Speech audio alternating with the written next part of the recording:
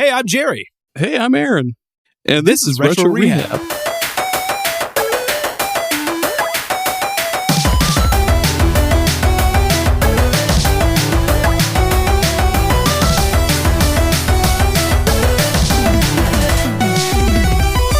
Welcome back to Retro Rehab, the greatest collaboration of all time. You know it, I know it, Aaron knows it. Aaron, tell him. Tell him, Aaron. It's true. I promise. Please. Yes, it's true. Can I have a snack now?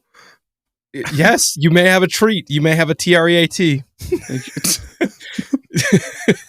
Thank you. All right. Well, look, today we are very excited to have this guest joining us. Whether you've tuned in to his frequent updates of the Mr. Project, which I have, by God damn it, I've been there every step of the way, or maybe you've seen some of his other retro videos on his YouTube channel. He is the creator of the YouTube channel Video Game Esoterica. Welcome to Retro Rehab, Anthony. Thanks for having me, guys, and sorry for making esoterica such a hard word to say. I cannot tell you how many times in my own intro I just shit that up. It's been come out as like Esosarica. Like, it is those first 10 seconds I ruined like 8 times. So the fact that you got it right the first time, highly impressed. You did better than I do at my own channel introduction. Hell yeah. Look at that. Us experienced podcasters here. Anthony, please plug and promote. Yeah, I guess we've both been doing this for like 3 years or something like that. It doesn't matter. What does matter, Anthony, please plug and promote anything and everything Video Game Esoterica. Oh, man. Well, first of all, just thanks for having me on, guys. I've loved chatting about this stuff. You know, anyone that'll listen. I've been doing this for like, God, almost 7 years now. I mean, if the channel was a child, it would probably be in like first grade, which is kind of scary to think because I don't have any children that I know about. So if they're out there, maybe they're in like 5th or 6th grade, we don't know. But no, it's been a ton of fun. It's just one of those things, like, I've always been collecting games, you know, doing this research and preservation stuff. And I figured one day, I'm like, well, I have all this stuff, and what's the point of having it all if I'm not sharing it, giving it away, making videos about it, and just kind of like talking about it? Because the thing in my life is, I've got one friend who plays video games, and he does not play arcade games. He's mostly like Stardew Valley, which is a fun game, but I have no one in my real life to be like, hey, do you know about this like rare as shit arcade board? Everyone's like looking at me like I've got 3 heads and their eyes are glossing over, and I realize time to stop talking. So the channel is basically just me like playing free candy van and trying to compel people that has shared my interest into a group of people that like that stuff. So I've always got something going on. Like a couple weeks ago, I was capturing Thunder in Paradise because I'm going to do a full motion video series in January next year. Basically, going to try to ruin my own channel by doing that. The things that I'm the most excited about, no one watches. So we're going to be having some Hulk Hogan on the channel. Yes. Hell yeah. Hell yeah. Hell yeah, dude. I wish you were my friend. Like, anytime I talk to any of my friends about video games, they're always like, well, I mean, I play Destiny and like Call of Duty and shit. And it's like, no, I don't want to talk about that anymore. I want to talk about Super Metroid. I want to talk about Dolphin Blue. God damn it. Oh, God damn it. Dolphin Blue is so good. It is legit good. I've got an Atomic Wave sitting next to me, and I was just capturing that and King of Fighters Neo Wave a couple weeks ago. I've been doing a whole arcade storage closet reorganization, and by reorganization, I mean righting all the wrongs I've committed by just getting new things and shoving them into the closet, kind of like a backpack when you're 6 years old. You're like, I can just get more in this thing. I just keep pushing stuff in. So I've been going through a whole reorganization and capturing a bunch of rare boards. It's like a serial killer going back to his kill sites and just digging up all the bodies and being like, yeah, oh God, what do I have to do with these now? Yeah, it's been pretty bad, but I've mostly gotten through it, but it took forever because what would have been a day's worth of work, I'd be like, oh, I haven't talked about this in like 5 years. I should sit down and play it. Then I got to find the harness and the cables and remember how the hell I even hook it up in the first place. And then suddenly 5 hours have gone by and I've made a more big mess than I started with. So, man. Yep. So, for those listeners out there that aren't familiar with Video Game Esoterica, what would be the elevator pitch for your channel? If you've never heard of it before, I'll probably talk about it. That would really be the elevator pitch. Is maybe you remember a photograph of something from some magazine, or maybe you played an arcade game 20 years ago when you were out with your parents at a restaurant and you just do not remember what that game is, but you have this vivid memory of something. It's probably on my channel. I get that comment so much, being like, I didn't know the name of this game. I played it once on vacation and now you've reintroduced me to it. Now I can, played it on MAME and I'm so happy. If you've never heard of it, I probably talk about it. That would be the elevator pitch. Plus a bunch of other stuff. FPGA, preservation, spending a lot of money to get prototypes to give them away for absolutely free, and pretty bad jokes. That too. I love it when you like chirp people that are in like the Mr. Discord, like in a video, like just a subtle little drop. Oh yeah, so if you're on Discord, especially, and he's gonna hate that I say this, one of the moderators, Robbie, I am just brutal with him. Robbie. I have made so many jokes about him, and he loves it. It's a game, but he's gotten to the point now where he realizes, like, anytime he says anything that's like even slightly an opening for a joke, it's like he puts the ball on the tee, and I just Barry Bonds that thing out of the stadium, into the parking lot, through his window in his car. So Robbie, I'm gonna send you this link, and you can hear it. Dude, I've been there for it. Like when I started getting into the Mr. stuff, it was like at the cusp of when, in the middle of like all the N64 hype stuff, and like just being in the N64 dev channel and like watching you guys go back and forth. And I think the first time I ever spoke in that channel, I asked, like, because I knew that the guy that made the N64 core, his name was Robert. So I was like, oh, hey, Robbie, are you the guy that made the N64 core? And you shut that shit down so fast. You were like, started it. No, he's not. This guy's not that smart. No, he's just he's an awesome guy. He worked on Doom, which is probably not why it's a good game. I'm sure it was in spite of him that it turned out good. But I love Robbie, so when he listens to this, I didn't mean anything I said, but I probably meant all of it. We love you, Robbie. Oh, man. So, before we get into our topic of the day, which is, of course, we got Video Game Esoterica here with us. We're going to talk about some rare shit. Specifically, rare and obscure arcade games. Fuck yeah. And I cannot wait to pick your brain about this, because I feel like you have a brain that is overflowing with knowledge about these kinds of things. My brain is so full of arcade knowledge that I will often leave remote controls in the crisper drawer in the refrigerator. There's only so much space in my brain, and I've thrown away so much useful information. I still think Labor Day happens before Memorial Day, and I'm never going to stop thinking that. So ask me video game questions, not about holidays. And, yeah, what else are you gonna use that goddamn crisper drawer for? I still don't understand what it's for, other than storing other shit. Like, it doesn't crisp things. It doesn't do that. I use it for cheese. That's what I use it for. Just an overabundance of cheese that I have in my house. Like, you buy lettuce.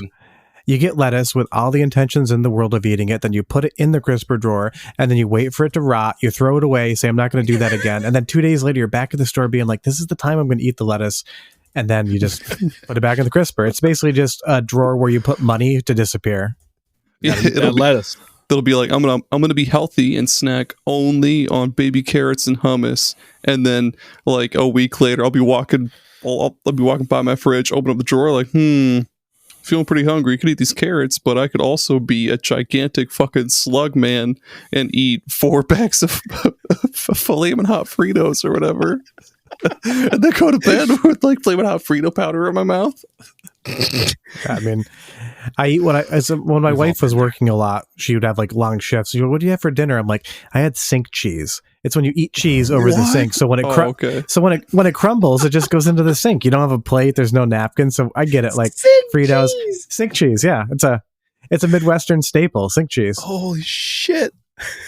That's fucking hilarious. Sink cheese. Christ almighty.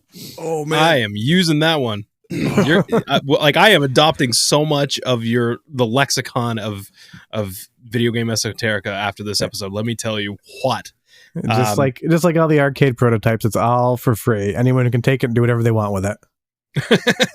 Hell yeah. But before we get into our topic, Aaron. Yes, sir. You know the question. What could possibly be new in the world of retro, my friend?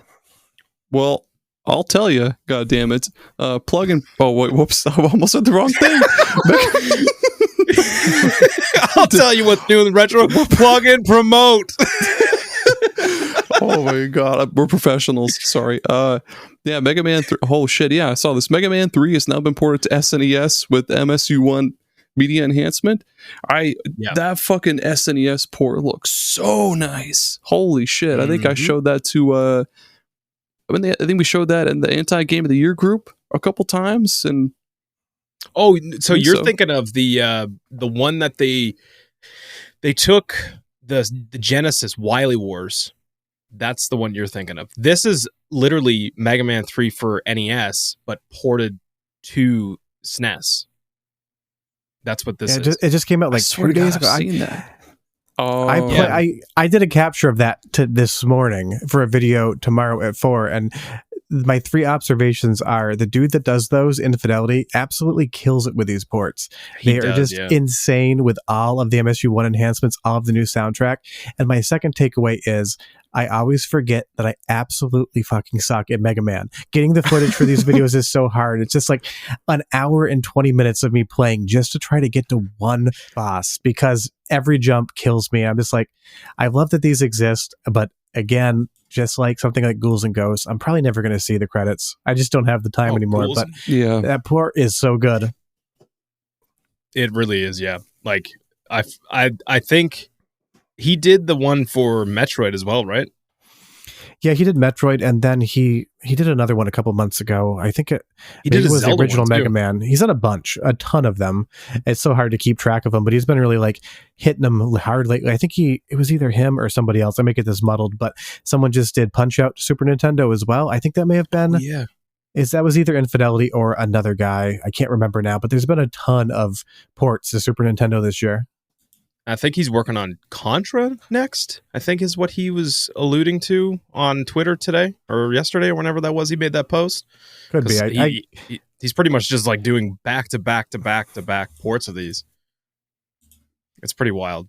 Yeah, I love to see it. And for the folks listening, if you don't know what MSU1 is, essentially what that is it's a enhancement to the audio in the game.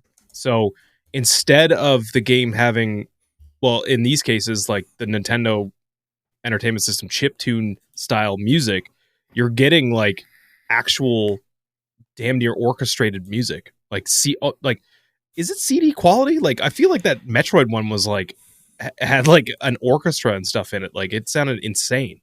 It's PCM audio, so the bitrate wise is as good as, if not better, I think, technically, than something like Redbook audio off a CD. So it's like, of the bitrate, probably as good. And then it could do all the like FMV videos as well. There's like full like Road Blaster, the like Laserdisc arcade game, has a port on MSU1 now, so you can play the entire game as an FMV. And it's just crazy that somebody could imagine this, because it's not like an MSU1 chip doesn't really technically exist. It's in an FPGA code, or it's in a flash card in an FPGA, but like, people just whole cloth invented that chip. It's not anything that ever like came off a assembly line somewhere. And it's just, I'm always blown away by what people can come up with, because as much as I know and do, I'm an idiot compared to like 99% of the people that are doing this mod work. I'm just kind of like, yeah, I push the power button, I hit the record button, I start talking, and something cool happens. You guys actually make the stuff. I know. Like we had Jamie, aka Katrinks, on our last episode, and when she was talking about like when she was helping develop the NES core, my eyes were starting to like fold into the back of my head, because I was like, I don't know what you're really talking about. Like, I'm full disclosure, like none of this makes sense. I mean, it does. Like, I guess I get it at like a very, very like topical level. Like but she was talking about all kinds of crazy shit, which is wild. I love hearing it. It's like whispering sweet nothings into my ear that I don't understand. Yeah. Carry the 348 to the third power. She said she was using math and like a calculator and shit to figure it out. So like that's what I'm going. That's where I'm going with this. But yeah. It gets wildly complex out there. I mean, I've done some stuff like I did some reverse engineering on like Konami security encryption for arcade boards, but that was less like math and more like a thought problem. Because once you figure out like what the person that wrote it was thinking, once you figure out one solution to kind of how all the data like marries together and kind of like gives that digital handshake to let the board boot, then you kind of realize you understand what that person was thinking. And now knowing how their thought process works, you can work back from that and kind of now guess and break some more of their encryption. It's like, cool. To me, more of like a mental puzzle than it is math. I mean, I took a lot of math in high school and college and I'm good at it, but I certainly don't want to do it for a living. That's for sure. Yeah. You also, like, speaking on that too, you also were putting out some videos and you were giving some updates about kind of messing around with Conker, because, you know, if you know anything about the Mister and the N64 core development, the one white whale of that whole development cycle was Conker 64, and the fact that we got to a brick wall where we just couldn't push any more out of that poor core, like, was just stretched to the max. And Robert was like, that's it. It's not going to work. But then you discovered that the turbo core was able to run it, and you were getting close to like figuring out maybe what is actually making that have those like intermittent crashing. Yeah, so I'm still working on it. I'll have another video. It's already made. I make so much stuff sometimes that I then like struggle to find places to put it, but I am still working on it. So if you take the turbo core, which runs the CPU at a higher clock speed, and then you take the prototype ROM of the game, which is like 99% the exact same game. There's like a couple like lines of dialogue that are different, but it is essentially, if you played both games back to back, you'd be hard pressed to notice any sort of difference. That game becomes more stable on the turbo core. I've played it from start to finish for the testing, and I froze the game exactly 3 times. Got to the credits, which I would consider playable. You can beat the game. Wow. Every time anything happens, you know, important in Conker, it sets a save flag, it saves automatically. So you're really not losing that much, you know, gameplay time if it does freeze. But I've gotten it down to a near to replicatable crash, and it all has to do with memory allocation, because the game uses, basically the Nintendo 64 can have heat memory, which means you got a 10-gallon bucket and you got 10 gallons of shit. Shove the shit in the bucket wherever you want to. There's not like a 3 pounds of corn allocation and then a 5 pounds of I ate too many hamburgers allocation. You can put whatever you want anywhere. I am trying to make this funny and dumb it down so it doesn't get too eye glazy. This is perfect. So, this is what people of Retro Rehab want. It crashes because the heap runs out of memory, which just means there's not a big enough contiguous area in RAM from, you know, address X to Y, say, for it to write. And then it basically is trying to read or write to an address that's already used or allocated. Then it just basically has a 2:30 in the morning, I'm drunk at the bar panic attack, falls on it flat on its face and blacks out. So I'm just trying to figure out with some other people how to change how the memory allocation works so that it doesn't try to overwrite or overread those memory addresses. I'm close, but the first 95% of the work takes 50% of the time, and the last 5% of the work takes the other 50% of the time. And with doing 2 videos a day in the rest of my life, I haven't had a chance to really get too deep into it lately, but I do have some more findings with some real hardware, and that should be out hopefully like Friday or Sunday is the plan. But with me, that might mean a month from now. Nice. So back to the news here. I actually noticed this not long ago, but I kind of stored it in the back of my brain and was like, I guess that's normal. But the PS2 AV cable sag, I was like, I feel like this is maybe hurting this cable. But I guess somebody came out with like a 3D printed remedy that just kind of like clips onto the AV cable and just kind of holds it up so that it's not sagging, which is kind of cool. It's by Kaitor Industries.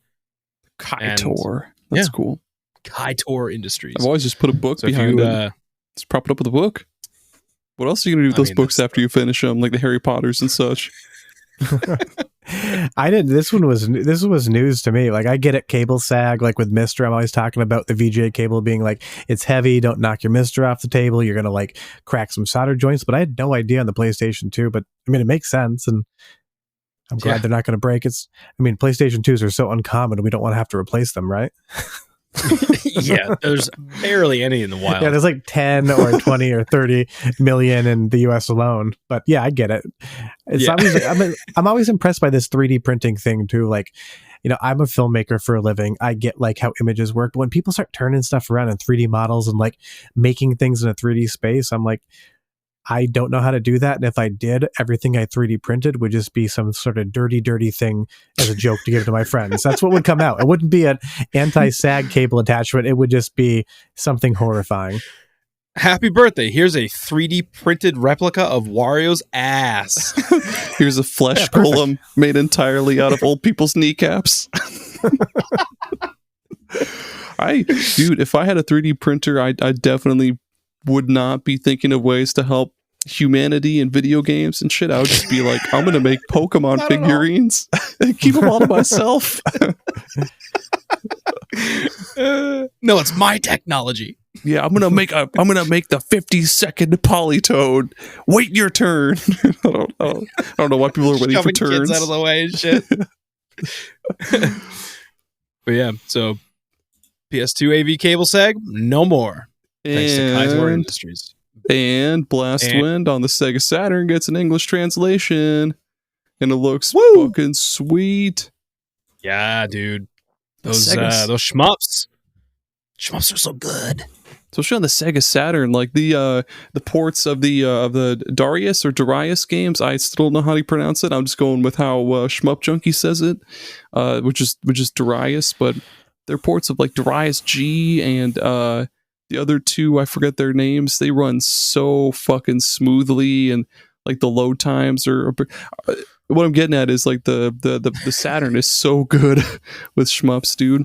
I'm excited for this one.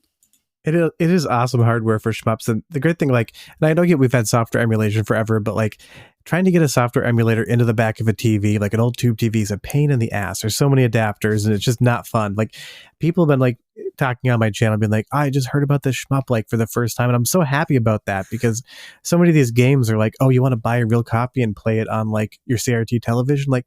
Some of them are mortgage payment expensive, like, $800, $1,000, $1,500. So now people finally, a little bit late, unfortunately, for Sega's bottom line, are finally discovering that the Sega Saturn, in fact, does not suck. That this storyline that the Saturn is just a failed console that competed against PlayStation 1. It's so good. It's so good. Especially 2D games. It does 2D so much better. Like, it's so smooth. Like, if you do a side-by-side of, like, any fucking Street Fighter, whichever Street Fighter game, I guess, was on PS1 and Saturn, you do a side by side and it'll run so much smoother on Saturn. Now, if you were to take a guess, Aaron and Anthony, even without looking at your computer screens, we could do what we call how much does it cost? Okay. All right. Yeah. All right, here we go. I am heading over to our Lord and Savior. Wow, what's the fucking price charting? Yes, price charting. So saith price charting. Okay, because apparently this game is very rare. Blast Wind. Are we guessing the price for Blast Wind? Yeah. So, why don't you guys take a guess at what new in box Blast Wind for the Sega Saturn?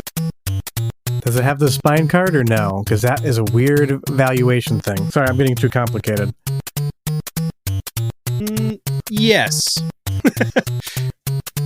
And it's $300. Okay. Aaron, what's your wager? 301, Jerry. No, I'm kidding. No, this is not. Yeah, I didn't know his Price is Right rules. I would have changed it. No, I'm kidding. I want to say 500, especially new in box. 500. All right. Well, the results are in. Aaron. Yeah. You are not the father. I'm just kidding. You what? No. Yeah, you are the father. So yeah, 528 new is what you're gonna pay. Hell yeah. Expensive now. Yeah.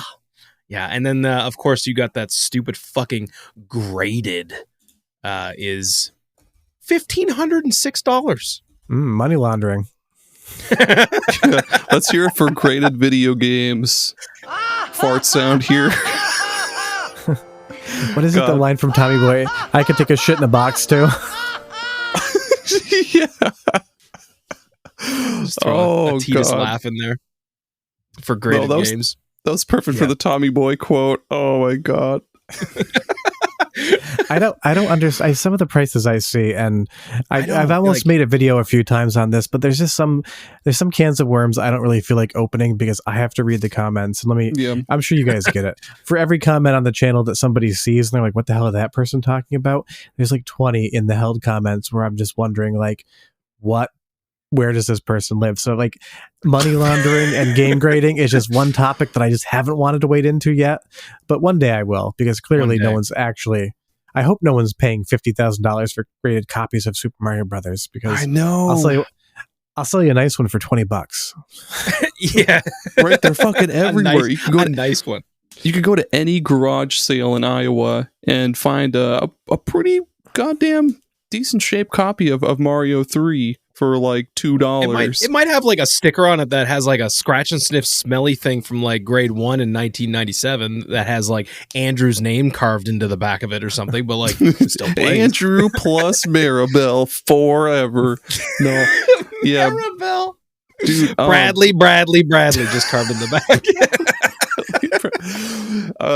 Even graded cards like Magic the Gathering and Yu-Gi-Oh and shit like that. That shit's also a scam. Like, don't get your things graded, because like I don't know, it's just stupid. Like, it really is. Track the price on like price charting or like any other website, and base your prices off the market. What is it? What in demand? Supply and demand. Yeah. Don't just be like, oh, what in demand? It's like a Jeopardy question.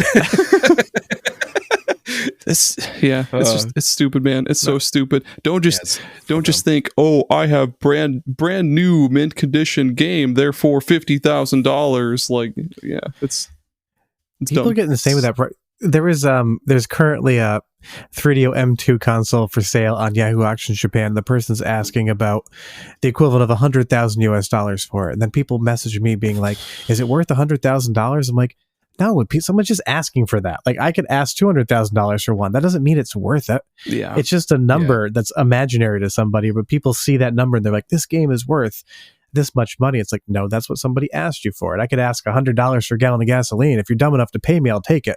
But chances are you're going to go to the dude selling it for $5 a gallon. It's wild. Exactly. Like, I'm working on maybe a series idea, which I'm calling "Let's Ruin the Resale Value," where I take rare sealed games that have never been opened only because I forgot to open them, and then opening them on camera and reviewing them, basically being like, I love it.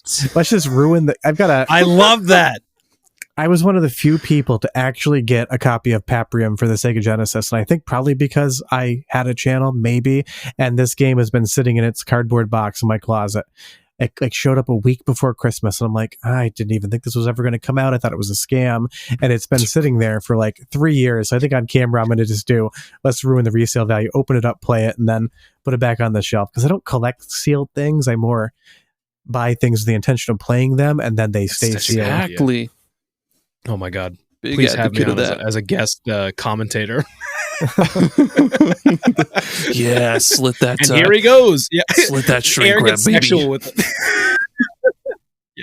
Yeah, take all that shrink wrap off. No, take it. Throw it in the trash can. Pull it up first. Yeah. I was getting almost like almost Hulk Hogan with that on accident. Take off all the cellophane.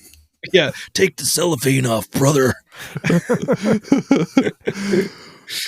And with that, Anthony, I would love to know, because we ask all of our guests the same question. What is your favorite video game memory? I saw that and I really debated it. It's, there's 100 of them, but this one actually is topical.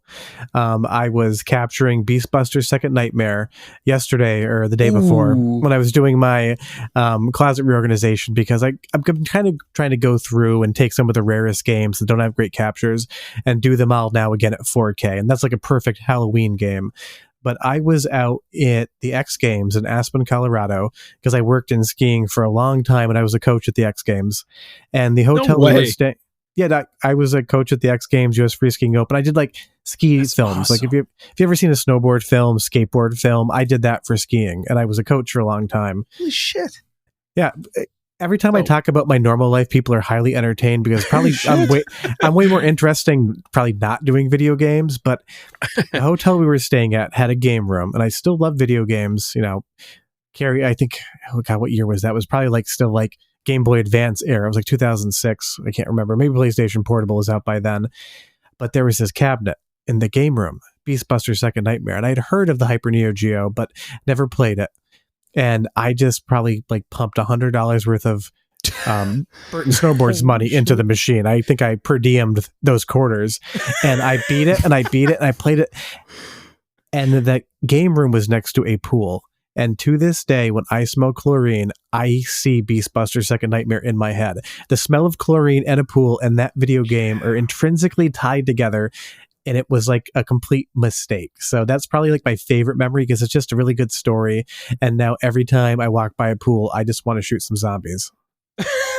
That's so fucking cool. That's awesome. It's kind of like with me with like the smell of cigarettes and Super Mario Brothers and Zelda. every time I see one of those like Fast and Furious arcade cabinets that we only ever have here in Iowa at like Walmart and like Pizza Ranches, which is like a chain of like buffet pizza places in Iowa and I think other states. Whenever I see that Fast and the Furious arcade cabinet, I always think of pizza, and I get hungry immediately. It's funny how that works, but I mean, I've got so many good, favorite gaming memories. Like I walked into a Salvation Army in Chicago like 12 years ago and bought like 40 like mint condition PC Engine shmups and platformers for like $50. Like $50, like $1.25 a game, and I still have all of them. Like we're talking Parasol Stars, a bunch, like really good stuff, and it was like $1.50. And I was just thinking, like, how did these end up here? Who gave them up? Did someone's like angry girlfriend bring them by because he, some dude just played for 20 hours? But like stuff like that. There's so many good memories. I play a lot of normal games too. Like my wife and I played all the way through The Witness from start to finish. You guys ever play that game? Ooh. Yeah, that's an interesting one. Co-hosts talk about it. And not to spoil like the like big reveal midway through the game, but neither one of us saw it coming. We were totally both blown away, and we found out that there was like a completely like it was like the inverted castle in Symphony of the Night. You find out that there's like this whole other game that you haven't even known about. And that was just like, also like, who the fuck thought about this? Like brain working at a level that I could never even think of. I'm like, oh, connect the dots, fun puzzle. And then like you find out there's this whole meta game going. So that's another favorite of mine. Because awesome. I try to talk about those games sometimes on the channel, but it's just not what my audience wants. So like I did a series called Philosophical Ponderings where I did like different like high level philosophical concepts in games. And I did The Witness. I don't remember what the concept of that was. Like Stanley Parable was like free will versus determinism. Like I've done so many different weird things, and The Witness, still playing that game is one of my favorite gaming memories. That's awesome. Dude. Yeah, that is awesome. Well, what do you say, fellas? Shall we talk about some rare and obscure arcade games? So Anthony, of course, on your channel, even just recently, I've seen some stuff that I was like, I forgot about that. So you're absolutely right. Like your channel is that channel of like, hey, that thing that I forgot about that I put in that one little fold of my brain, you're like unlocking these memories, which is such a cool thing. And one of the things that I've noticed on your channel is like, half the time I'm like, oh, that cool arcade game, I forgot about even knowing about that. But then sometimes I'm like, I don't know what the hell that is, like at all. So the first one I want to talk about, because I found out about this like, I want to say like 2 or 3 years ago. My co-host on Super Ghost, Greg, brought it up to me. He was like, "Have you ever heard of this Castlevania arcade game?" And I was like, "No." What is it? Like a side scroller? He was like, "No, dude. It's a goddamn first person game, and you have like a Wiimote whip thing that you whip people." Yes. So Anthony, you did a video on this, and do you have that board? Did I understand that right? So it basically is a computer in a box. So to call it an arcade board is like trying to say that the computer I'm talking on right now is an arcade, box. Once you get to like 2004, 2005, they all become like budget level PCs, which are, fun games, but I don't really get to the hardware that much. So all you really need is a dump of the hard drive. But for some games, those become insanely difficult to get, especially if you're trying to source them out of Japan, because there's like this whole cultural IP law thing over there where even sharing something amongst friends that no one cares about, it gets a little like you need to make relationships, get really friendly with people. But it took me a long time to find it, but I was able to find a copy of the hard drive. And because, having done some of the Konami reverse engineering, I'm like, okay, we can probably figure out how to make this not look for the security dongle, this USB key that goes into the side of the machine that unlocks it. Or the engineers at Konami left it in the INI file, and all you do is go in with Notepad and just change security from 1 to 0. Way. And it fucking bypasses it. Literally. No way. Yeah, there was no reverse engineering of anything. They just left the option in the INI file. You go in and you just say like, don't check for the security, and the game's like, all right, I'll just boot them. Oh my God. I thought it was going to take months, and it took like 2 minutes. Like somebody on my Discord was helping. We got the controls like modified so that it'll like real-time read your mouse and keyboard inputs and then inject those into RAM at certain addresses so the game can control it. So now you can use a Wiimote with a motion sensor bar on your PC and whip just like you normally would. You can use a gun for IR. Anything that's a mouse can now be the whip in Castlevania. So I uploaded it. Well, Lance Charleson uploaded it. I got a friend, his name's Blake, and he always makes up different email addresses, and one of them is Lance Charleson, which just sounds like Dirk. Lance Charleson. It sounds like Dirk Diggler's like roommate that just got cut out of Boogie Nights. Dirk Diggler. And he loves Castlevania more than any series. So when I had to come up with a pseudonym online to release the game, it was Lance Charleson. So now Lance Charleson releases all the rare lost arcade games on archive. So it's not me. I've never heard of it. It's this guy called Lance. He's big into Castlevania. I'll give you his shout out to Lance. Love Stromboli, great guy. Oh man. So with that, how is that game? How's that play? Is that good? It's actually good. And I was always surprised because there's this an arcade Galloping Ghost, like maybe 30 minutes away from where I am, and they have a cabinet there, but it is always down because, these machines get beat on. No one treats them nicely, but the game actually doesn't suck. It's really good. And, it's not a pachinko machine, which is what Konami just does now. All the slot machines, like it is shockingly actually a really good game. Then I found that other light gun game, Akuma Mortis Immortal, which never actually released, and I thought that was going to suck too. That's the hard part. Like, sometimes you spend a lot of time hunting for something that you think you're going to love and you get it in and it absolutely is a garbage game. And you're like, why did I think this was good? But luckily the last couple of releases we've been able to do have been really good. And I mean, I'm the one that releases it. I find these things, but I've got so many people on my Discord that help with the coding. Like this is like a band. Like I'm the conductor. I know all the people, but there's so many people that know more than me that help me get these things running. So I can't pretend it's just me. I'm just the person who's really good at you just show up. Yeah. I just make the personal relationships. I find the stuff and then I take it to a group of people and I'm like, well, between the 6 of us, there's one functioning brain. So let's put that brain together and figure out how to make this work. That's so cool, man. That's really cool. Another one. What were you going to say, Aaron? I was just saying that's really cool. That was the statement? That's it. That was just really awesome, man. Like it's wild that people are taking these like obscure, hidden, and like just taking all of this cool shit from like video games of yesteryears past and just cracking into it like a safe in like Ocean's 11 and then preserving it. Like I would have zero clue how to do any of this, but I'm so glad that other people are not stupid like me.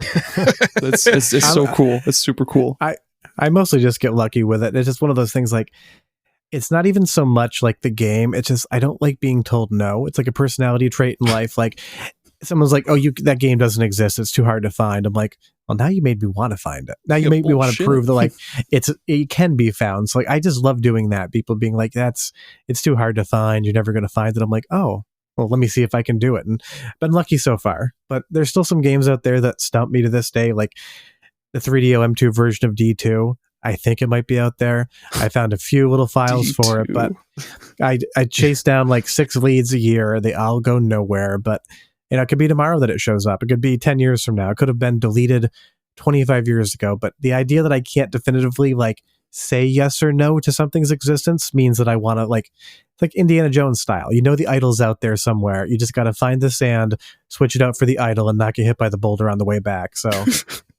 maybe next week. That boulder being Nintendo's lawyer, the DMC.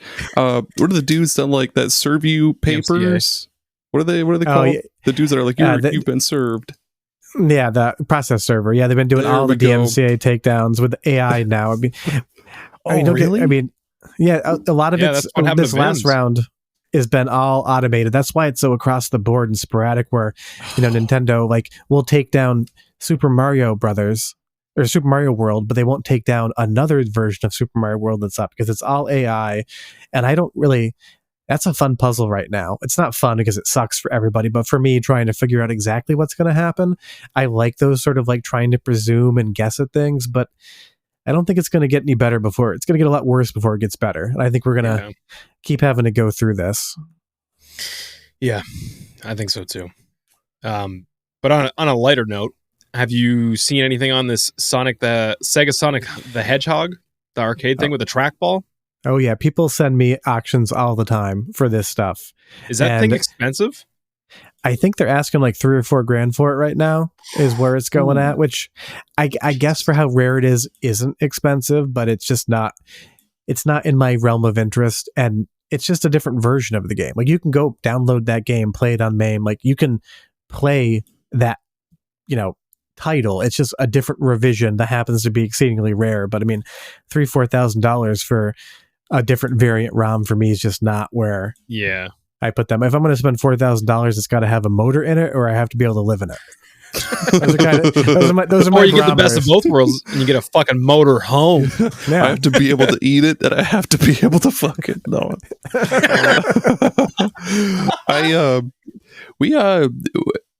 So I do another show kind of solo, Superpodsaga, and we did an episode on 2D Sonic games. We actually talked about this one a little bit, and it looks really, really interesting. It's the first the first appearance of what is his name? The flying squirrel guy. I can't think of his name anymore. Ray, and they brought him. Yeah, they brought him back for Sonic Mania as like an unlockable character. Yeah. So that's cool. Yeah. I don't remember what his name is, though. That looks awesome. I'd love to give that a shot sometime. And the art style looks really fucking cool. Anthony, is the game. Only difference in the variation for that really expensive one the fact that it's the trackball version?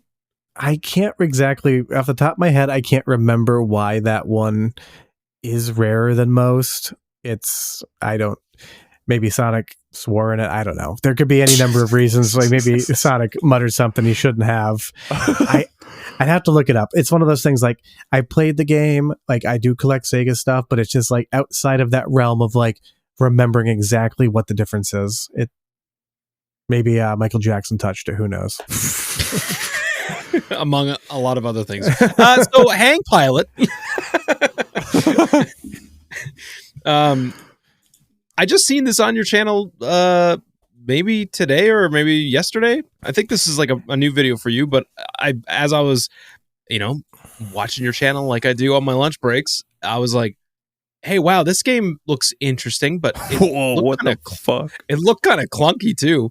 I don't know if it's like, how playable is it because doesn't this one have like the actual hang glider that you're supposed to use? Yeah, the cabinet basically has like a triangle that you can like hold on to and shift around. But what it really comes down to is all of those games, whether you're holding on to like a hang glider, whether you're standing on skis and like Sega Super G, it is all just analog controls. An X coordinate, a Y coordinate. So it really does actually pivot over relatively well to either an analog, like an Xbox Series X controller on your PC, or for like most of my arcade racing games, I've just done custom modifications to use like a PlayStation 3 controller. So they're actually very playable. You just, the big appeal to that is standing in front of the giant cabinet and pretending you're hang gliding. But It's just one of those games. Konami made really weird stuff. They continue to make some really weird stuff, and it's one of those. I knew 99 out of 100 people would not know what it was, and the views 100% reflected the fact that nobody knew what it was, and most people did not care. That was just a dud from. I can tell in the first 10 minutes if it's going to go well or not. And 10 minutes into that video's release, I'm like, there's just some games I should not make videos on, but I can't help myself. The selling point. Do you like hang gliding? And then you just lose half of your audience. Well, I don't know, because there's the Pilot Wings. There's Pilot Wings, the cult classic that everybody knows and loves. You hang glide in that. That's pretty cool. I love Pilot Wings. That's like 4 people that love Pilot Wings. So that was the joke I was trying to make, but I failed. What? There's a Taito makes a series of games in Japan. I don't think they ever come over to the US. The first one was called Landing High, and it is a commercial airline simulator. All you do is land and take off in jumbo jets. And I've always wanted to make a video on that, but I just know, I'm like, no one cares. Like Densha to Go, like the train simulator. I know people get really into that. It's not my thing, but simulated. Is that the one for Dreamcast? That's been on pretty much everything. Like Densha to Go, like it's been on PlayStation 1, the Saturn. It's just like you're a Japanese train conductor and you have like a train controller and you open the doors and push the button to tell people to be safe. That's and awesome. It's really simmy. There's some fucking people out there that like will put the full conductor hat on, get the suit on, and sit down with that game and just be like, "I am good to go watch the video."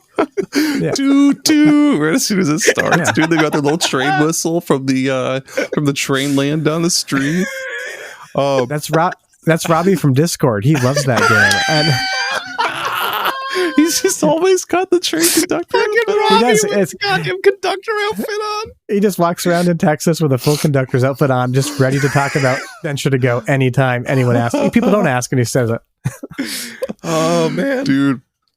Side note though, the all the shit that's on the screen at one time on Landing High, that looks really confusing and like kind of overwhelming, but I'd still watch that. That looks cool. Yeah, there's like the time.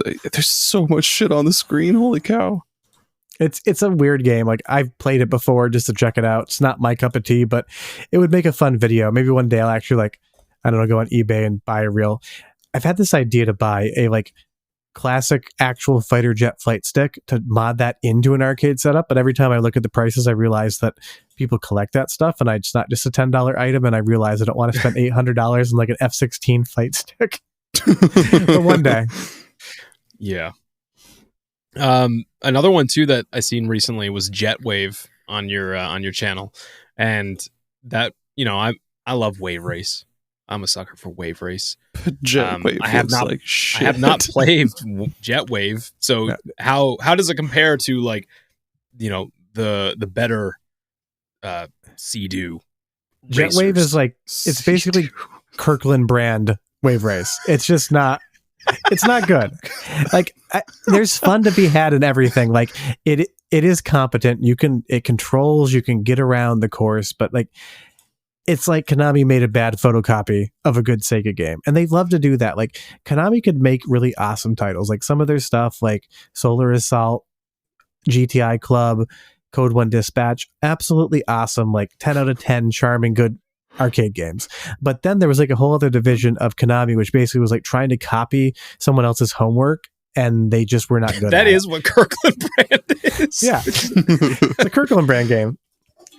It's just like, there's no real bad games out there. There's fun to be had and everything, but I've got a soft spot for Konami 3D arcade hardware. It's just like one of my biggest collection points, and I've got some boards in the closet that are objectively not good games, but I love them because they're weird and they're different, and I wouldn't spend a lot of money on Jetwave if you want a board. Just if you see one in the wild, throw 50 cents in, say you played it, and move on. So I have a question. What would you say is the most rare thing that you have in terms of arcade? Ooh. Rarest thing I have is I've got a prototype Samurai Showdown 64 beta cartridge, what they would basically use for location testing. What? And actually, Eurogamer did an article on that because it was found in a field in California under a tarp under a tree. The story is this old arcade operator bought out SNK's inventory when SNK went bankrupt and became SNK Playmore in the early 2000s. And there was they produced these test cartridges to basically beta tests in arcades. It's the only prototype ever to be found. I captured it. I shared it on YouTube, and I am going to dump it. It is just 96 ROM chips, all on a custom riser board with a custom female mating connector. So I've got to figure out how to get 96 chips read and preserved without fucking up and accidentally erasing one. So it's been a long process, but that is probably the rarest item I own because it is the only one that has ever been seen, to this day. Like the one you have. The one I have is the only one that's ever been known to exist, and no one else has ever been able to show a photograph of dude. Another one. Yeah, I think that is considered fucking rare.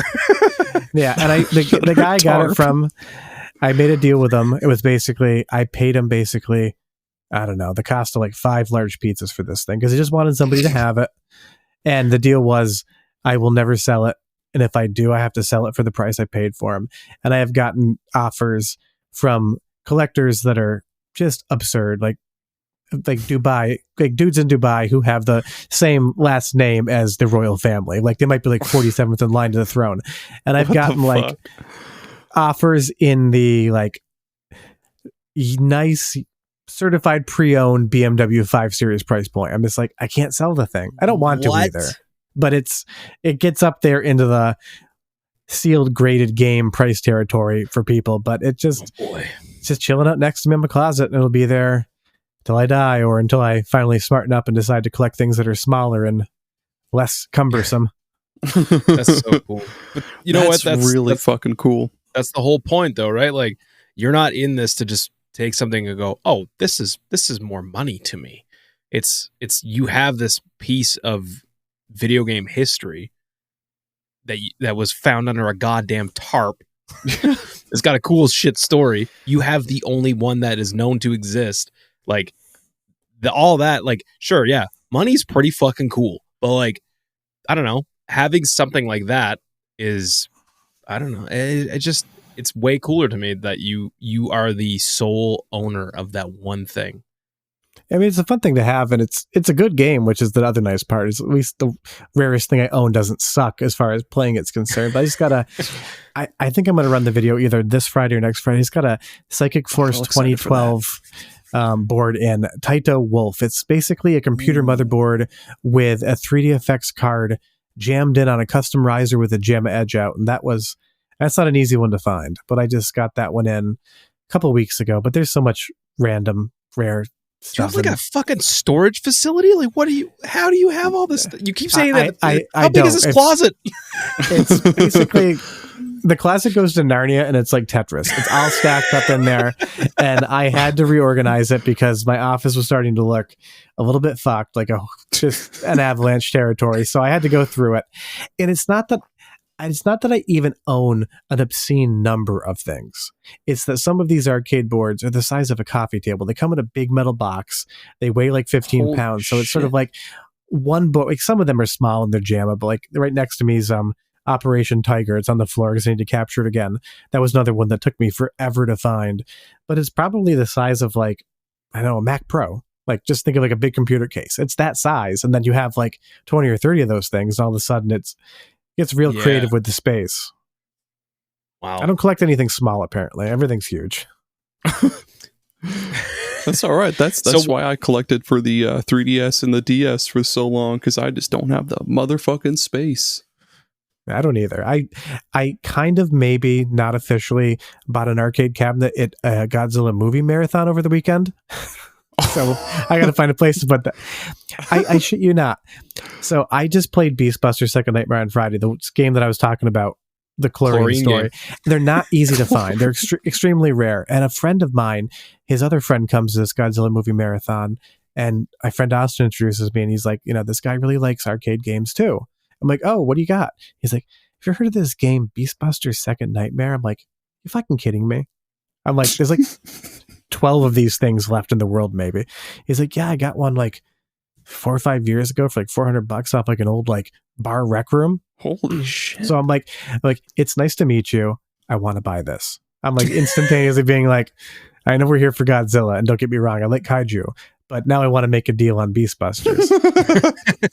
So I'm trying to, I'm going to need a storage unit. I do not have the space for that cabinet in the house. I'd have to basically sleep standing up like Coneheads, but maybe we'll see. Hi, I'm Anthony. Here's my credit card. I just picture like somebody being like really into like Godzilla and like, oh, this is a really good part. This is the part where Godzilla opens his mouth, and you're like, yeah, that's cool. So how are we doing this transaction? Yeah, so you got Venmo?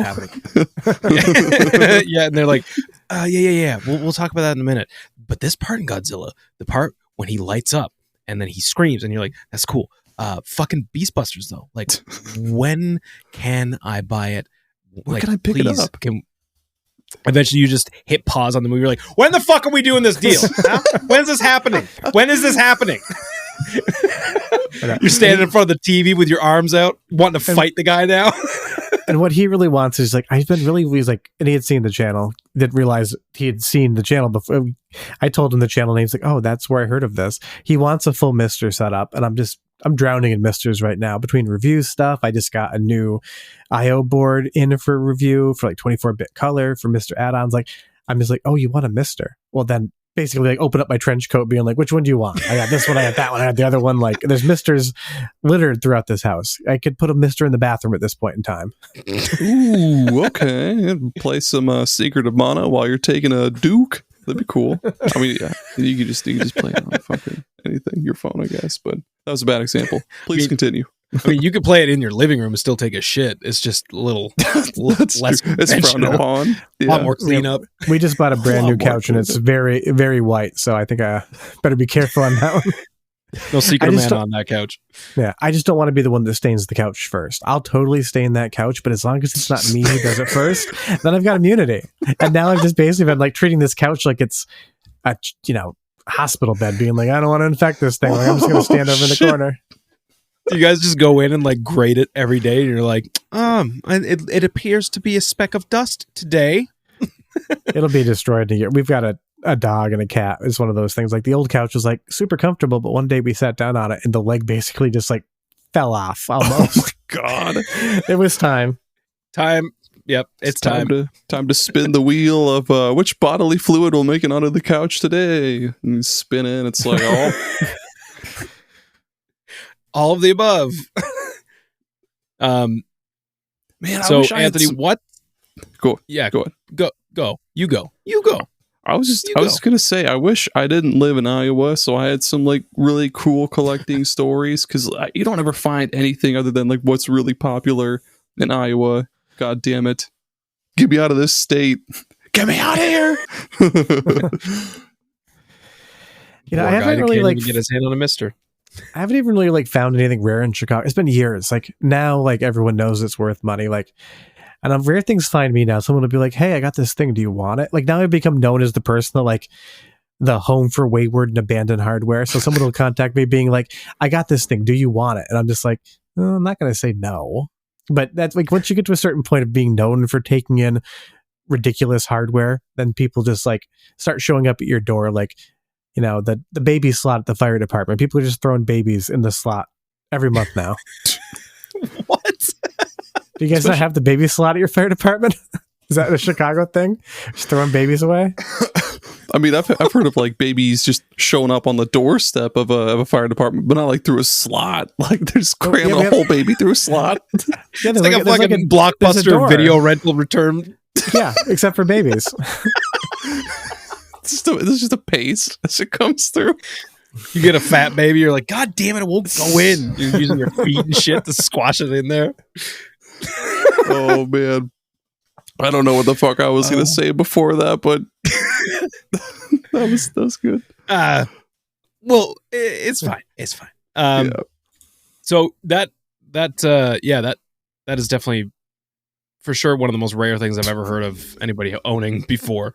What would you say is an arcade game? Let's see if you can throw an arcade game on us right now that neither of us would ever know about, potentially, that is actually good. Actually good. That's the hard part because I deal in a lot of jank.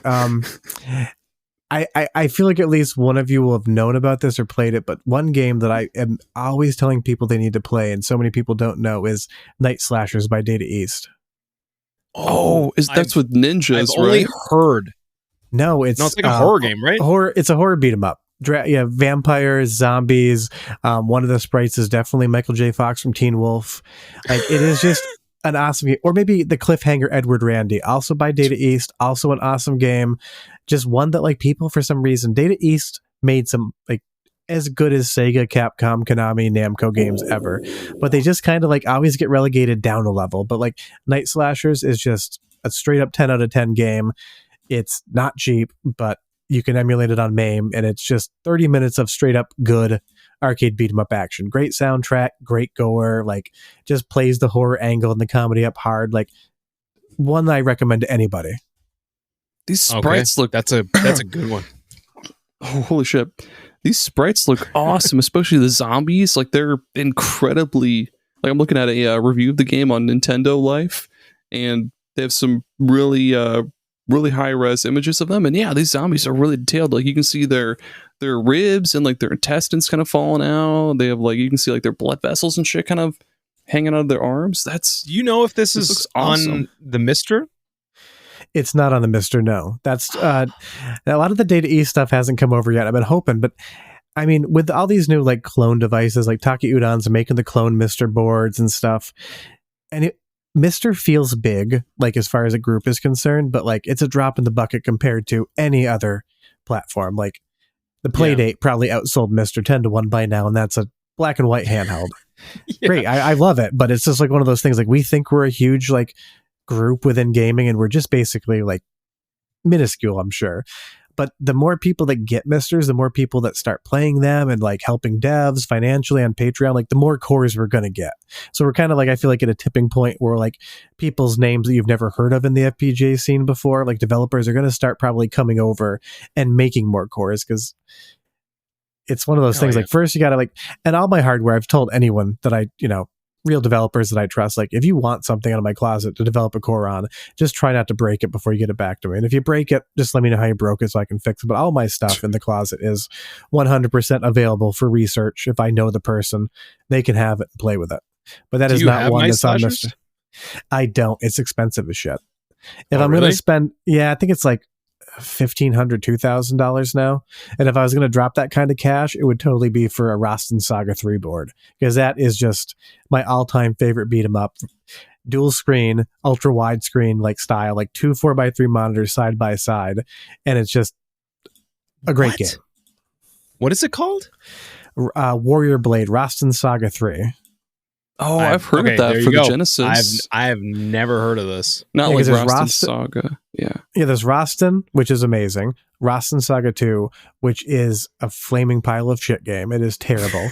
And then Rastan Saga 3 is basically righted all the wrongs and is just straight up gold. But it is, again, like $2,000 all day for a board. Sweet Jesus. God damn. Yeah. Oh, one of the things that I stumbled upon when I was doing some MAME setups when I had my the Steam Deck was this. I think it was like Arabian Nights or something, and it had this like really crazy. It was a beat 'em up, but like it was very much like multi-layered in a weird way. Like, and the graphics were crazy too. I'm pretty sure it was called Arabian Nights. Yeah, that's Sega and the multi-system 32, right? The sprites like get like really close to the screen, almost like it's like anime, and that it's not a very good game. It's the gameplay, I remember not being great, but like it was like when Sega was like really big into their scaling stuff. But that's Arabian Fight. Arabian Fight. Okay. That's why I was tripped up. I'm like, I'm pretty sure it was Sega. Not to spoil all of the channel stuff, but I work really far ahead. Like a series that's going to start March of next year. I did a beat 'em up series on like rare and obscure beat 'em ups, and both Rastan Saga 3 and Arabian Fight are going to be on there. So they're uploaded. I'm just going to have to wait till like March and then forget what I said.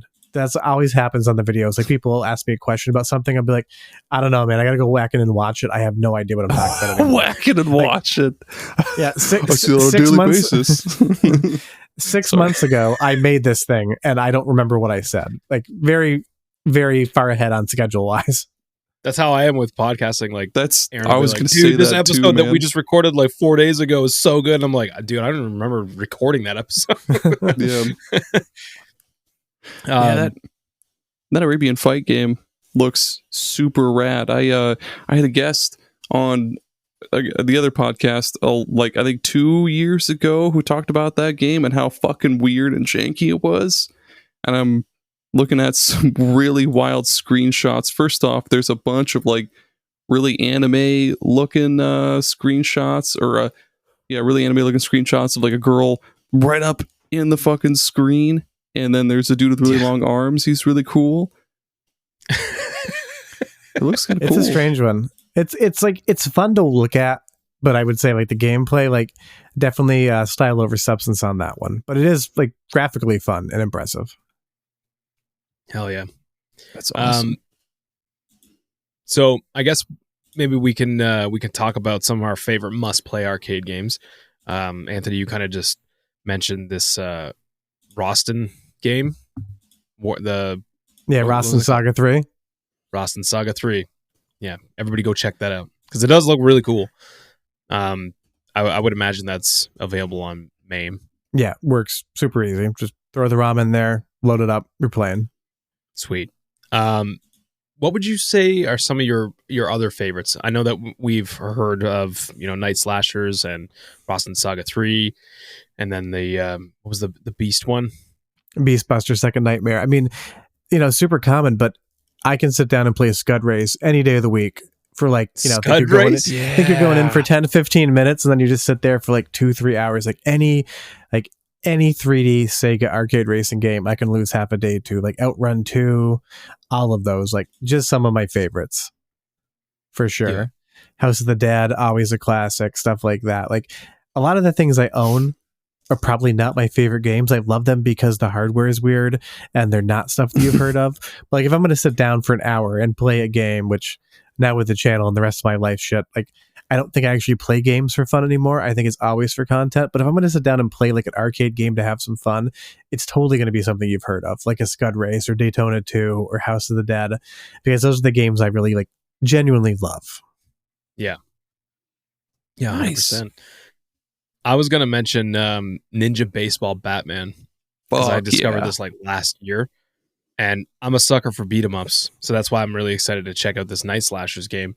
But yeah, Ninja Baseball Batman was a pleasant surprise when I threw this on for the first time. It's so fucking good, and like the art style and stuff, and just like the enemy design and the character design. It's not an overly hard game, but like, I don't know. It just felt really, really good to play that game. Which is just like totally different than anything else. Like I get what you mean. Like the baseball enemies, like the umpire that's like a baseball inside of it. It's like, you wonder like what somebody was on when they came up with this idea. Like people just sitting around the room, like, 8 drinks deep being like, how about we make the game about Batman? No, we don't have the license to Batman. We can't do that. No, we just call it that, but we actually make it about baseballs. And then some other guy just like railing a line of cocaine. He's like, and ninjas. It's a classic. It's absolutely an amazing game. I remember looking into that for Patreon series, and they actually have like the dude who currently still owns the license for Ninja Baseball Batman. He has like a comic series going, and it looks really fucking cool. What? Yeah, I forget what the fuck it's called though. You could probably just Google like Ninja Baseball Batman comic. And it's like current, like it's still going. I'm pretty sure. It's also Berserk. Which Ninja Baseball Spirits is what it's called, but it's based off of like Ninja Baseball Batman. That's wild. Which character is your favorite in Ninja Baseball Batman? Because I always went with the guy with a really long, skinny bat. The big dude, whoever the big guy is. Like I always go for like. It's basically like the Mike Haggart of baseballs. Yeah. Whoever that guy is in Ninja Baseball Batman is always my pick. I like the green guy. Oh, yeah, like the double bats. Double bats? Hell yeah. Yep, he was cool shit. Yep. Yeah, man, I'm such a sucker for a beat 'em up. Like, there's something about them, and like this weekend I was at my buddy's place, and he was like, "Dude, I think we're really stupid. This whole time we've been playing these arcade games on Mister and having to like, put quarters in, like assign like a quarter button or whatever." And he was like, "You just go to the fucking dip switches and turn on free play. Done." Like, I don't know why we haven't been doing this. I'd like the dip switches. We are the fucking dip switches because we couldn't figure that shit out. Yeah, but if you turn the free play on, then you don't get the attract mode. Like all that like preview to try to get you to drop a quarter in. A lot of arcade games, when you go to free play, won't play the attract mode, or they won't give you sound in it. So you actually lose a part of the game by doing free play. Oh. So you actually aren't the dips. Like leaving it on coin up is the way to see the most of what the game offers. I mean, it's like 30 seconds, but people are always like, "Why don't I get the attract mode on there?" I'm like, "Oh, do you have free play on?" They're like, "Yep." I'm like, "Just turn it off." So here's a question: when you like, say if you want to sit down with a friend and be like, "Hey, let's play through some Night Slashers," are you just like, you just want to like kind of turn your brain off a bit and just kind of play the game, and you're like, whenever you die, you just hit continue, or do you like set like a challenge at all? Like, I've always wondered how people play these arcade games, because like a lot of times me and my buddy will just literally turn our brains off and be like, "Yeah, fuck yeah, let's just throw a beat 'em up on." But like, there's not really any challenge, but it's just very enjoyable. Yeah, if like a beat 'em up, I'll just play it start to finish. I'll like, coin feed the thing, virtual coins all day long. But like bullet hell shmups are the one genre. Like I will give myself 4 continues when I'm playing. When I'm out of those 4 continues, I turn it off, I start the game over again. I give myself 4 to try to get to the end, because those like require a set of like skills and, reading the screen and fast movements where you actually want to like learn and get better at it. But no, if I'm going to put on a beat 'em up, I'm just going to mindlessly zone out. Like, every once in a while in a video, if you watch it, you might see that like I stop moving for like a second in the game. Like if I'm playing a beat 'em up, my character just freezes for a second. I just like looked at my phone because my wife texted me. So like when I'm just playing a beat 'em up, sometimes my brain just is completely glossed over. And I've noticed that a few times in captures, being like, "Why didn't I move for 4 seconds?" I'm like, "Oh, I think I looked at my phone or Twitter for a second there." So I do require those games where I can just like totally mindlessly just like play and not care about it. And beat 'em ups are that genre. Like they always, pun intended, hit. They're always fun. Even bad ones are good, and you can just kind of sit there. That's why I love arcade games. You can sit down for half an hour, get a full game in, feel like you accomplished something, and then get up and do all the other things you need to do, because I am too much of an adult, unfortunately, to be able to sink 12 hours a day into games anymore. Like I just don't have that time. True. I know I'm struggling to get through Stellar Blade. Like I managed to get to basically like a little further than the halfway point to talk about we did a review of it on Super Ghost, and like I haven't touched it since. I want to. I love that game, but like I'm like, but retro's always there for me. I could just throw something retro on so quickly and just get so much out of it in such a short amount of time. That's true. I don't know, something about it. Yeah, Aaron, what do you got for a recommended a favorite arcade game of yours?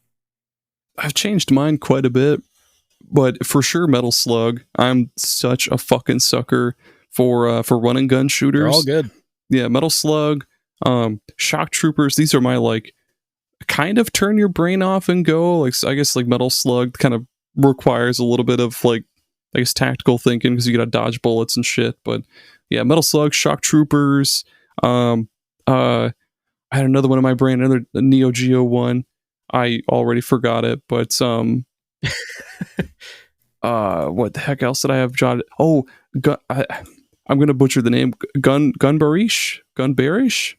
It's like a Gunbird reskin of like Breakout, or one of those games where, again, I forget the names, but it's like you bounce a ball against blocks, and every time the ball hits a block, it breaks it, and then you just have like your little paddle on the bottom, and you got to keep getting to the ball and bounce it off and stuff like that. It's super fun.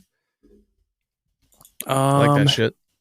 And Red Earth, that's also a really, really cool one. It's like a fighting game RPG kind of. Like you there's like, what, 4 or 5 characters you can choose from. And it's basically like you fighting against these big bosses. And as you go along, you'll gain XP and you can level up and learn new moves. That sounds dope. I don't think I've heard of Red Earth. It's a fun one. The sprites in that game are cute because it's Capcom CPS 3. So like some of the best like Capcom animation they've ever done back in the 2D era. It's a fun one. Just like fighting giant monsters. And they've got some cool characters. Like you can be like a... Do you guys remember... What? Do you guys remember King of the Monsters? Oh yeah, I think so. There was King of the Monsters and King of the Monsters 2. I only ever I would imagine they were probably arcade games as well, but I only played the ones on Super Nintendo. But that was good shit too. Yeah, they were Neo Geo games, and this I can't beat them. They're AI hard in that game. They're so cheap on Neo Geo. Like King of Monsters 2. Like I don't think I've ever seen the credits on that game, and that's something you can't credit feed. Like you just like get destroyed over and over again. Yeah. Yeah, I beat that game, but with save states. That's the only way that I beat it. And even then, it was like, I just felt like I had to become the master of save states because then you would just get like completely fucked. But yeah, it's good shit. My last 2 are R-Type Leo. I feel like this one is a little bit easier than other R-Type games because the R-Type usually is pretty fucking hard. But R-Type Leo, it's short, not too difficult, and it's actually surprisingly fun. Like the levels are really, really, really cool. The soundtrack is really great to it. And the last one is In the Hunt. I love In the Hunt. In the Hunt, or not in the, it's like a Metal Slug, but submarines, and it's just super, super fun, super quick, and it just plays so smoothly, man. Like I don't think I ever occurred any slowdown or anything like that. It's so cool. It's a classic one for sure. Hard as hell though. Like that. Yeah. That's the type of game that I'm never going to be able to beat on one credit, and I try not to do that too much. Or like I don't have the time to try to learn a game to be able to beat it without continues. But that is one where if I was actually spending cores out of my pocket, I'd probably spend the rent money on it. Yeah, there's one level toward the end where you're going through this level where there's constantly torpedoes shooting up from the bottom of the screen, and there's like maybe like a teeny weeny bit of a gap in between each torpedo, and you have to like kind of almost like tap dodge your way through these like teeny tiny gaps in between each torpedo and make it through it's impossible to do it without dying. It's impossible. It's insane. Have you guys ever heard of, I would imagine, Anthony, you've heard of Armored Warriors. Yeah. It's such a good game. Oh my God. The game is so good. Have you heard of that, Aaron? I don't think so. I'm going to look it up. It's like a mech beat 'em up. This looks so fucking sweet. And you can basically like pick up parts of like the mechs you destroy and add them to your mech. Like you can change out your arms and stuff. Like Capcom was on fire back in the day. Like they were always like nailing home runs, and it is a fun one for sure. That makes me think of Battle Circuit. Have you guys played that one? Capcom as well? I had that down on my list as well too. Yeah, that game is really, really cool. I don't think I've played Battle Circuit. It's got probably remember because like the first boss is basically Elvis Presley. Like you go in and it's like a Japanese Elvis impersonator in like a ring. You would definitely remember if you played it. I don't think I did. And I really don't think I have. There's some really there's a lot of cool characters you can choose from to play as too. Like I think the one I always go for is I forget what his name is, like something green, and it's just like this Venus flytrap plant guy. Each character has their own cool super moves and fighting styles, and like in between each level you can spend your money or whatever to buy new moves. It's rad, dude. We got to play that together sometime. Yes we do. Yes we should. Yes we will. Anthony, what's another one that you would say is must play for folks out there for arcade? Must play arcade. I just had something in my head and it just floated away. What the hell was I thinking? Invasion the Abductors. It's Midway It was like 1998. It's not well known, but it does emulate. It's just like classic sci-fi alien shootout, like light gun game. But it's got like a great sense of humor. In one level, you're going down the LA freeway and you see O.J. Simpson and Al Cowling's white Bronco go down the highway with you. It's just filled with like pop culture references from the 90s, like Pamela Anderson from Baywatch like comes out at one point in time, like, you know, not actually her, but basically Baywatch. Like, it's just straight B movie cheese, like alien invasion horror light gun, and nobody knows about it. And if UPS gets off their ass and actually moves the package from Florida to Chicago, it should hopefully be here tomorrow or Wednesday. No way. Yeah, somebody had one. It's broken, so it's a freebie, but I'm hoping it's not too broken. Sometimes it takes me 30 minutes to fix something. Sometimes it takes me close to a year to fix it. Just depends on how bad it is when it comes in. But it's a fun, like, random, obscure, weird game. But it's just like classic 90s gaming sense of humor. So will Lance Baggins or whatever his name is going to be uploading that on the archive? That one's available. You can load it up. Already out? Yeah, it's there. You can load it up on MAME today. You can emulate it. Just one of those games that just didn't hit, so not many people know about it, but way more people should be playing it. If you like light gun stuff. If you don't like light gun stuff, then don't bother with it. I love light gun games, man. Like, I don't know what it is about a light gun game. It's kind of like, it's like a beat 'em up for me, but like a little bit more involved. Like, you can turn your brain off for a little bit, but like eventually they get kind of intense. Some of them, not all of them, but some of them do. Yeah, it's one of those things, like, everyone knows how to play it. If somebody comes over and they've never played a light gun game before, you just hand them the gun and you tell them point and, you know, shoot. Everyone gets it. Like, you do. There's no like teaching it. It's not like a fighting game with a bunch of complex mechanics and different frame inputs. It's like gun goes bang, point gun at thing, pull trigger, bang bang. Like, everyone gets that concept. Kids, adults.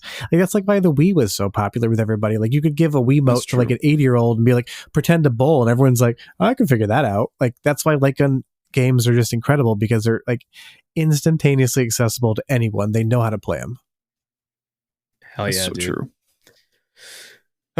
Well, I think that that'll do it for the topic. So why don't we take a quick break and hear from our sponsors today, and we'll be back with the closing and our random recommended games.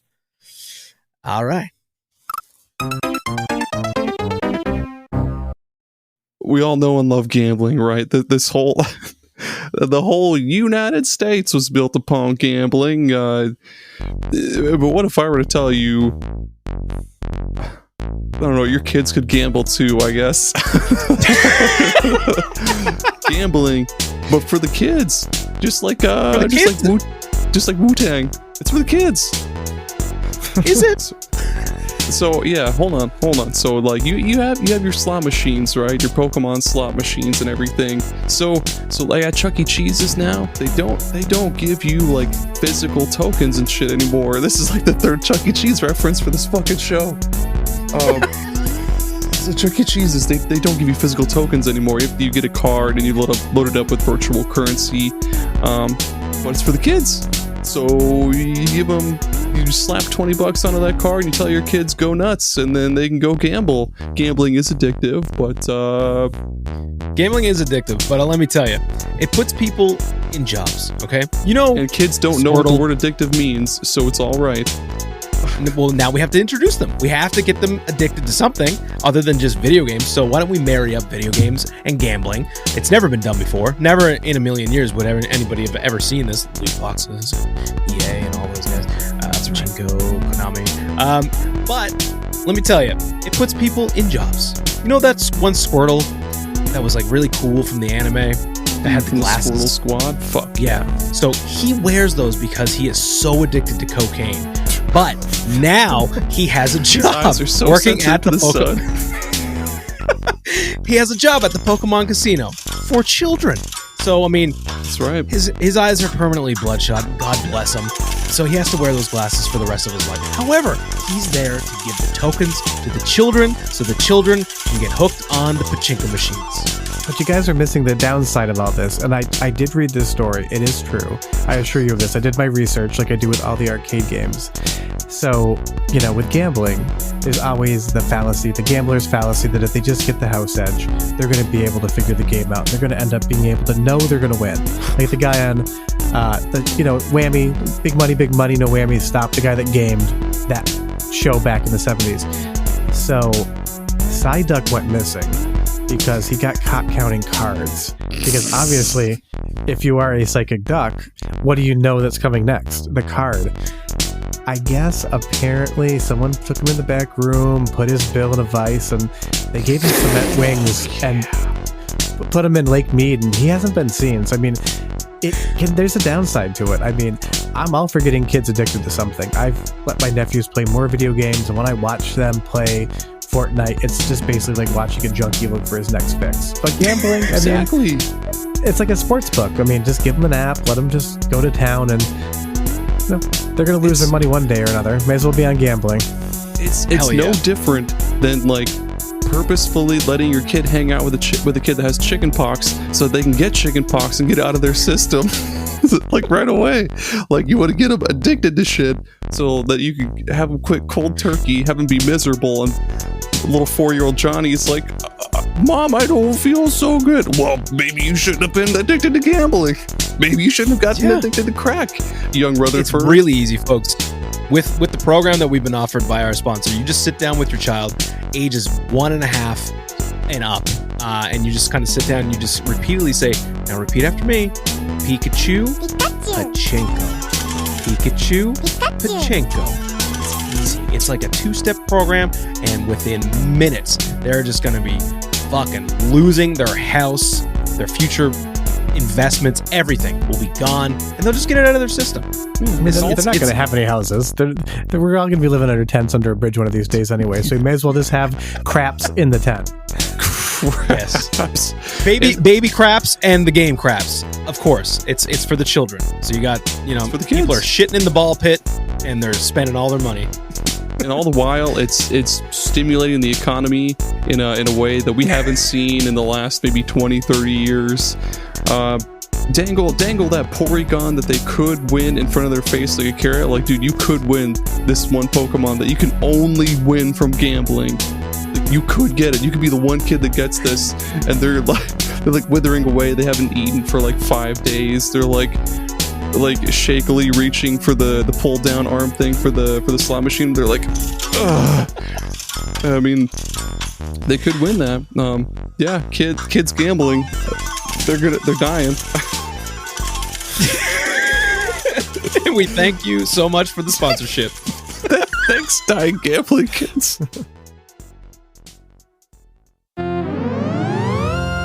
All right, and we are back from our word from our sponsors, and of course, it is the saddest but most generous time of this podcast. It is where we give you none other than Random Recommended Games! That's right, folks. We are generous lovers here on Retro Rehab, and we love to give you the games we love. So, Anthony, as our guest, I would love for you to randomly recommendate a game to the folks listening today. I'm sure people that know me are going to know what's coming, but Killing Time on 3DO is probably my favorite game ever made. It is just Egyptian BioShock before BioShock ever existed. What? And Night Dive just announced their remaster of the game. Holy and shit. I knew about this like maybe 4 or 5 months ago. I'm going to be in the game somewhere. You'll have to find me. Look, if you go into the graveyard in the remaster, you can find me in there somewhere. But I've been, for the last 15 years, anyone who will listen, and many people who did not want to listen, I've said, play Killing Time on the 3DO. Yes, the frame rate's bad. Just get past it. It is just an epically entertaining first-person shooter that really predicted a lot of how story was going to go in the genre. Games we're playing in the last 5 or 10 years just seem like they're borrowing the mechanics from this game. It is just that good, and it's going to be out soon, maybe next month after that. Steam, all the consoles and stuff. I have nothing to do with the game. I don't make any money off it. I just love the damn thing. Play it. If you hate it, money back guarantee. You pay me nothing, so you get shit in return if you don't like it. But I love the thing. Hell yeah, dude. That's good. I've actually never heard of this game before. It looks most people haven't. Really rad. It's a vibe for sure. It's just something that you probably never played before, but once you start playing it, you're going to recognize like so many different games in that game that just like borrowed little elements of it, mostly on like the storytelling side of things, like how they kind of like interactively tell a story. And it's, a 1995 first-person shooter with no loading zones, one giant open-world map where you can kind of just pick your route through the whole thing and kind of like get the story as you go. It's like way ahead of its time. Yeah, that sounds wild. I'm gonna have to mark that down and check Weirdly it out. enough, there's a podcast in our network all about the 3DO, and I'm gonna let them know about this game and that you hold it in such high regards. I'm really surprised they haven't done this one already. To the point that you're in the remake. Yeah. Looks like that's wild. It's just one of those games. I played it like at a certain point in my life and it stuck with me, and I've just been playing it once a year ever since, trying to convince anyone to play it. Now that Night Dive announced their re-release, the views on that video have gone way up, because when I first ran it, people were like, yeah, that looks like shit. 3DO sucks. Moving on. Which is the number one refrain for 3DO, that it sucks. I mean, it's not a Super Nintendo, that's for sure, but it's also not that bad. It's kind of bad. Hell yeah. That's a good recommendation. My random recommended game this week is Final Fight, but specifically for the Saturn, because I played through that game on the weekend and I didn't realize how fucking hard the soundtrack slaps on the Saturn. It's so good. And there's something about Final Fight, like the original Final Fight.